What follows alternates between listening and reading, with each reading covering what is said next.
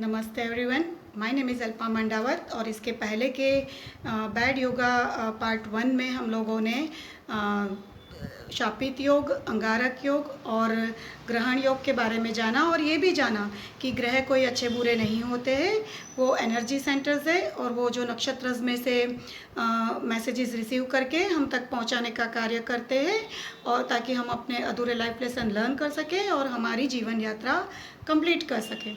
तो आइए इस वीडियो में हम दूसरे 4 बैड योगा के बारे में जानने का प्रयत्न करेंगे। उसमें जानेंगे काल सर्प योग के बारे में, जो भी चांडाल योग है उसके बारे में, विष योग के बारे में और केमद्रुम योग के बारे में। तो सबसे पहले बात करते हैं काल सर्प योग कि ये कैसे फॉर्म होता है। और ये भी एक ऐसा योग है जिससे लोगों को बहुत ही भारी लगता है। और ये योग का निर्माण भी तभी होता है जब हम बहुत ही हैवी कर्मा के साथ हम जन्म लेते हैं। तो काल सर्प योग क्या है? जब भी राहु और केतु का जो एक्सिस होता है कुंडली में, उसके पूरी एक साइड पे सब प्लैनेट्स हो जाते हैं और दूसरे जो भी भाव होते हैं, हाउसेस होते हैं, वो पूरे रिक्त होते हैं, एम्प्टी होते हैं। मतलब राहु केतु के वन साइडेड सभी प्लैनेट आ जाते हैं और दूसरी जो पूरी कुंडली के भाव होते हैं वो खाली जब हो जाते हैं तो ये योग का निर्माण होता है। अब हम जानते हैं कि अगर हम किसी पलड़े को लेते हैं और उसमें बहुत सारा वेट एक साइड पे रख देते हैं और दूसरा अगर खाली होता है तो पलड़ा इम्बैलेंस हो जाता है। तो इसी तरह कुंडली में भी एनर्जी का इम्बैलेंस्ड हो जाता है, ऐसा मैं समझती हूँ। और जैसे कि मैंने आपको पहले बताया कि ग्रह जो हमारे हैं वो एनर्जी सेंटर्स है और हमारी जो सब्टल बॉडी है, सूक्ष्म शरीर है, उसके भी अंदर एनर्जी सेंटर्स है जिसको हम बोलते हैं चक्रस। वैसे तो 100 से भी ज़्यादा चक्रस हमारे बॉडी में होते हैं, पर हमारे जो मेजर 9 चक्रस होते हैं, जो 7+2 वो जो चक्र होते हैं उनके साथ हमारा ये जो प्लैनेट्स होते हैं उनका भी कनेक्शन होता है और हमारे सभी चक्रों पे हमारे कर्म के डिपोजिशन होते हैं। तो अगर हम कहीं ना कहीं हमारी चक्र की एनर्जी भी इम्बैलेंस है, तभी जाके हम लोगों को ये योग कुंडली में मिला होता है। तो अगर हम चक्र की एनर्जी को संतुलित कर लेते हैं तो कहीं ना कहीं हम हॉरोस्कोप में भी हमारे ये योग को संतुलन में ला सकते हैं। तो मुझे लगता है कि कालसर्प योग में ठीक है, अगर जो भी धार्मिक पूजा या मंत्र वो जो भी हम कराए वो तो कराना चाहिए, बट साथ में सबसे ज़्यादा अगर कोई इफ़ेक्टिव होता है तो वो चक्र ध्यान है और चक्र हीलिंग है। हमें जो भी कोई हीलिंग मॉडलिटी हम सीखे हुए होते हैं अगर आती है तो उसको हम चक्र पे हीलिंग कर सकते हैं और हमारे चक्र को संतुलित करने से ये योग से हमें काफ़ी अंश तक मुक्ति मिल सकती है। अब दूसरे योग की हम बात करेंगे विष योग की, कि विष योग का निर्माण कैसे होता है। जैसे चंद्र और शनि अगर कुंडली में क्लोज कंजक्शन में आते हैं तो ये योग का निर्माण होता है। अब हम जानते हैं कि चंद्र क्या है? मन का कारक बताया गया है और मन क्या है? चंचल है। और शनि क्या है? शनि लाइफ की रियलिटी है, प्रैक्टिकलिटी है। चंद्र जैसे चंचलता है, उसमें बहुत स्पीड है ना, वो स्पीड मोशन प्लैनेट है, और शनि बहुत ही डिले है, ऑब्स्टेकल है। तो दोनों का कहीं मेल मिलाप नहीं होता है, अपोजिट एनर्जी हो जाती है। अब मन को क्या अच्छा लगता है? मौज शौक अच्छे लगते हैं, थोड़ा रोमांटिक होता है, चंद्र लस्ट भी उसमें होता है, रोमांस भी होता है, बहुत सारे इमोशंस होते हैं मेन तो, क्योंकि वाटर रिप्रेजेंट करता है और इमोशन और वाटर का कनेक्शन है। अब जो शनि है वो तुम्हें लाइफ की रियलिटी दिखाता है तो वो तुम्हें पसंद नहीं आती, क्योंकि कहीं ना कहीं आप अपने ड्रीमी वर्ल्ड में जी रहे होते हो, बहुत ही इमोशनल होते हो और प्लेजर में जीते हो। उसमें अचानक कहीं से तुम्हें कुछ ऐसी इवेंट का सामना करना पड़ता है तो आप मन से थोड़ा डिस्टर्ब हो जाते हो, आप दुखी हो जाते हो। तो ये है विष योग का, क्योंकि कहते हैं ना कि तुम्हें एक लाइफ की रियलिटी का कड़वा घूंट पीना पड़ता है, तो यहाँ जहर का एक निर्माण हो जाता है, वो तुम्हारे लिए विष समान हो जाता है। तो उससे निकलने के लिए हमें क्या करना पड़ेगा? हमारे मन को मजबूत करना पड़ेगा, स्ट्रांग बनाना पड़ेगा, कि जैसे कि हम लोग कोई भी लाइफ की ऐसी रियलिटी है उसको सहन कर पाए। दूसरी बात तो वो हम कैसे करेंगे? यहाँ भी हमें हीलिंग काम लग सकती है, मेडिटेशनल म्यूज़िक हम कर सकते हैं, बट सबसे ज़्यादा हमें इमोशनल एम्पावरमेंट टेक्निक का यूज़ करना पड़ेगा, जो कि हमारे जो इमोशनल टर्मोइल से हमें बाहर निकाले।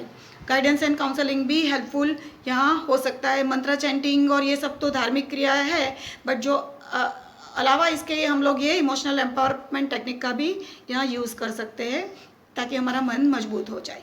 अब हम बात करेंगे चांडाल योग की। नाम ही ऐसा है कि लोग डर जाते हैं, बट ये कैसे फॉर्म होता है, जब गुरु और राहु क्लोज कंजक्शन में आते हैं, उनकी युति या एस्पेक्ट होती है, तब ये योग का निर्माण होता है। और जिस भी खाने में कुंडली के ये योग होता है, वहाँ पे बहुत सारा प्रॉब्लम हमें देखने को मिलता है। क्यों? तो आइए हम समझने का प्रयत्न करते हैं। अगेन यहाँ गुरु क्या है? गुरु ज्ञान के कारक है, गुरु विजडम देते हैं। गुरु मतलब हमारे जो भी एल्डर है, बुजुर्ग लोग हैं, माता पिता, शिक्षक, उनको वो रिप्रेजेंट करते हैं गुरु। अगेन गुरु स्पेस एलिमेंट है, गुरु एक्सपांशन है, गुरु बहुत ही शुभ ग्रह है, पॉजिटिव एनर्जी है। तभी कुंडली में अगर गुरु अच्छा होता है तो हम बहुत सारे अच्छे मतलब हमें रिजल्ट मिलते हैं, हम बहुत ही अच्छे मतलब भोगने को मिलता है, अच्छी खुशियाँ मिलती है, और बहुत सारे काम हमें फटाफट हम कर सकते हैं, क्योंकि उनकी एक पॉजिटिव एनर्जी हमें हमेशा हेल्प करती है, गुरु की एनर्जी। बट यहाँ होता क्या है कि जैसे कि मैंने पहले के जो वीडियो में भी हमने बताया कि राहु क्या है, राहु दानव है, वो भी उन्होंने अमृत पिया है, नेगेटिविटी है, बहुत सारे मतलब ऐसा नहीं कि राहु हर बार बुरे होते हैं, बट ज़्यादातर राहु का काम ही ये होता है कि सब मैस्टअप करना, अनसडन इवेंट क्रिएट करना, अनएथिकल चीज़ें करना, प्रॉब्लम्स उसके चलते हमें सफ़र करने पड़ते हैं। तो जिस कुंडली में जिस भाव में अगर ये ग्रह होते हैं, वहाँ पे बहुत ही कुछ प्रॉब्लम हम लोगों को फेस करना पड़ता है, और गुरु का पूरा जो एनर्जी होती है वो उनको ठीक करने में लग जाती है, नेगेटिविटी रिमूव करने में, वो प्रॉब्लम से उलझ जाते हैं गुरु। तो कहीं ना कहीं उनकी एनर्जी ड्रेन हो जाती है, तो फिर वो हमें दूसरी कंस्ट्रक्टिव चीज़ करने में हेल्पफुल नहीं हो पाते हैं। तो यहाँ हमें गुरु वीक हो जाते हैं, तो हमें गुरु को स्ट्रॉन्ग करना है। दूसरी बात होती है कि ज़्यादातर हम जानते हैं कि गुरु जो होते हैं वो साधनाएं करते रहते हैं, गुरु जो होते हैं वो ज्ञान का कुछ न कुछ कार्य में बिजी रहते हैं, तो उनका ध्यान उसी में लगा होता है, तो राहु को खुला मैदान मिल जाता है कि वो कुछ न कुछ अपनी प्रवृत्तियाँ लेके बैठ जाते हैं और बहुत कुछ मैस्टअप कर देते हैं। तो यहाँ गुरु को हमें जगाना है, अवेकनिंग ऑफ द गुरु करना है, गुरु को स्ट्रॉन्ग करना है। तो वो कैसे हम कर सकते हैं?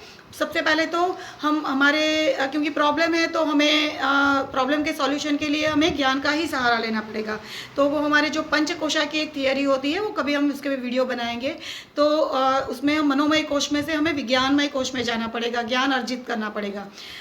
बड़े बुजुर्ग भी जो होते हैं, जो मोस्ट एक्सपीरियंस पर्सन होते हैं, गुरु होते हैं, उनकी हमें मतलब गाइडेंस लेनी पड़ेगी, क्योंकि वो हमें प्रॉब्लम का सॉल्यूशन बता सकते हैं। दूसरी बात होती है कि कहीं ना कहीं किसी जन्म में हमने ज्ञान का कुछ दुरुपयोग किया है या उसमें ऑब्स्टेकल लाने की कोशिश की है, तो इस जन्म में ये योग के साथ हम जन्मे हैं। तो हमें कोई भी ऐसे व्यक्ति हो, बच्चा है जिसको मतलब फाइनेंशियल प्रॉब्लम के चलते अगर वो ज्ञान नहीं अर्जित कर पा रहे हैं, तो हम उसकी फ़ीस स्पॉन्सर कर सकते हैं, उनको ज्ञान का दान दे सकते हैं और गुरु को मजबूत कर सकते हैं। दूसरा है कि धर्म कार्य करके हम अपने गुरु को, क्योंकि गुरु धर्म को भी रिप्रेजेंट करते हैं, और ऐसा नहीं है कि गुरु और गुरु केतु भी इस योग का निर्माण करते हैं, चांडाल योग का, बट उसमें एक पॉजिटिव पॉइंट ये है कि केतु ऐसे ही अगेन मोक्षाकारक है, स्पिरिचुअलिटी भी दर्शाता है, डिटैचमेंट दर्शाता है, तो ये कहीं ना कहीं हमें आध्यात्मिक इंक्लाइनेशन में ले जाता है, तो एक अच्छी बात भी है। तो अगर हम गुरु को स्ट्रॉन्ग करते हैं, तो कहीं ना कहीं गुरु चांडाल योग में हमें थोड़ा राहत का अनुभव होता है। अब हम बात करेंगे केमद्रुम योग की कि ये क्या है।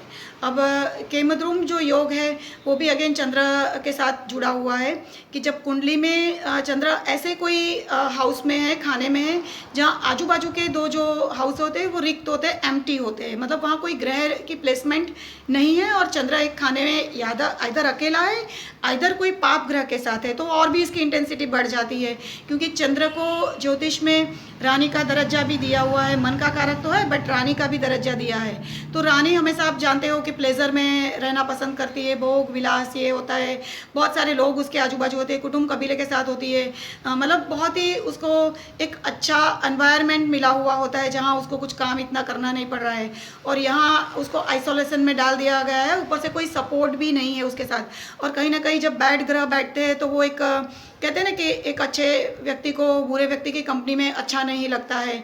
और तो यहाँ हम क्या कर सकते हैं, तो यहाँ हम बहुत ही एंजाइटी स्ट्रेस फील करते हैं, बहुत ही लो फील करते हैं, डिप्रेसिव थॉट्स हमें आते हैं, क्योंकि आइसोलेशन है, अकेले पड़ गए हैं, कोई हेल्प नहीं है। तो यहाँ हमें इनर स्ट्रेंथ को जगाना है, क्योंकि आजू बाजू कोई सपोर्ट सिस्टम नहीं है, तो हमें खुद के रिसोर्सेज को डेवलप करना पड़ेगा, खुद की एक सपोर्ट सिस्टम तैयार करनी पड़ेगी। तो वो कैसे होगा? तो यहाँ बहुत सारी धार्मिक क्रियाएं तो काम लग सकती है, मंत्र चैंटिंग काम लग सकता है, बट यहाँ पे भी आगे हमें अगर हम थोड़ा साइकिक सर्जरी का यूज़ करते हैं, हीलिंग मोडालिटी का, तो ये हमें यूज़फुल हो सकती है। और पॉजिटिव थिंकिंग यहाँ भी हमें काम लग सकती है कि बहुत सारा पॉजिटिविटी हम जनरेट करें, ऐसे कार्य करें। तो ये कहीं ना कहीं हमें केंद्रुम योग से, क्योंकि यहाँ माइंड क्या होता है ना, बहुत डिप्रेसिव उसमें चला गया होता है, तो उसके चलते हम बहुत ही ऐसे गलत डिसीजन लेके हमारी लाइफ में प्रॉब्लम क्रिएट कर लेते हैं। तो कहीं ना कहीं यहाँ भी हम गुरु के सहारे जा सकते हैं कि कोई एल्डरली लोग हैं या धर्म के कोई गुरु है, उनको भी हम गाइडेंस और काउंसलिंग ले सकते हैं, और हमारे कोई सपोर्ट हमें ढूंढ सकते हैं और हमको चंद्र को हम मजबूत कर सकते हैं। तो होप आप लोगों को ये वीडियो पसंद आया होगा बैड योगास का, जिसको मैंने बहुत ही सिंपल और डिफरेंट तरीके से समझाने का प्रयत्न किया है। So keep watching my video. Thank you and bless you all.